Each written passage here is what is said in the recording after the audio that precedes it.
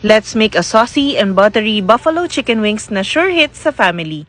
First, i-marinate muna natin yung chicken natin with patis and calamansi. Then, put 3 tablespoons of cornstarch, mix, and let it rest for a minimum of 30 minutes. Once done, i-coat natin each with cassava starch or potato starch or pwede rin cornstarch. Mas crispy nga lang pag cassava starch pero you can work with anything na available sa pantry nyo. Then, i-deep fry natin yung chicken wings in a medium-high heat. Once done, set aside muna natin while we make the sauce. Melt some butter in a pan. Then, this sauce is a mixture of ketchup, hot sauce, honey, soy sauce, and dark soy sauce. Once melted na yung butter, ihalo na natin yung sauce na minix natin. You can adjust this sauce depende kung anong lasa na gusto nyo. If you want it spicier, add more hot sauce. Mix well and set aside for later use. Then, i-second fry natin yung chicken wings, this time in high heat.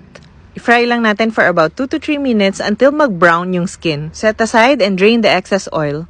Then, put the chicken wings in a mixing bowl, then pour the sauce all over.